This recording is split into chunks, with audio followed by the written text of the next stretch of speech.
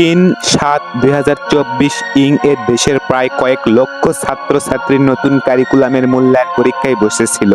কেমন হয়েছেই বা তাদের পরীক্ষার প্রশ্নপত্র? বাংলাদেশ শিক্ষা বোর্ড এর নির্দেশনা কি আদৌ মানা হয়েছে? আমি একজন ছাত্র হিসেবে কেমন পরীক্ষা দিয়ে এলাম? ঢাকার বাহিরে প্রতিষ্ঠানগুলোতে কি পর্যাপ্ত পরিমাণে রিসোর্স, ল্যাবরেটরি, ল্যাপটপ, কম্পিউটার ব্যবস্থা রয়েছে? বাড়তি হাজারো ঝামেলা, বিভিন্ন দলগত কাজ, একক কাজ প্রমাণ ইত্যাদির ঝামেলা। আমার মতে ঢাকার বাইরে কোনো প্রতিষ্ঠানের নির্দেশনা মানা হচ্ছে না, আমাদের স্কুলেও হয়নি। আমরা যারা প্রথমবার মূল্যায়নে বসেছি তাদের জন্য রয়েছিল বিশেষ ছাড়। এটাকে আমরা পরীক্ষা বলতেছি না। পরীক্ষা কাকে বলে আর মূল্যায়ন কাকে বলে খুব ভালো বুঝতে পেরেছি। ছাত্রছাত্রীরা নিজস্ব খরচ বেড়েছে, একদিকে ভালো করতে গিয়ে অন্যদিকে খারাপ করা নতুন কারিকুলাম যে এটা কে জানতো?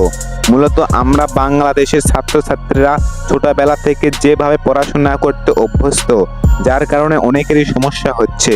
নতুন কারিকুলাম একটি ভালো উদ্যোগ, কিন্তু এর যথেষ্ট পরিমাণে রিসোর্স ছাত্রছাত্রীর কাছে প্রতিষ্ঠানের কাছে নেই। ঢাকার বাইরে এর অবস্থা খুবই খারাপ। ঢাকার বাইরে গরিব প্রতিষ্ঠানগুলোর দিকে তাকালে বোঝা যায়। সবশেষে বলছি, আমার কাছে নতুন কারিকুলাম একটি ভালো উদ্যোগ, এটা আরো আগে নেওয়া উচিত ছিল।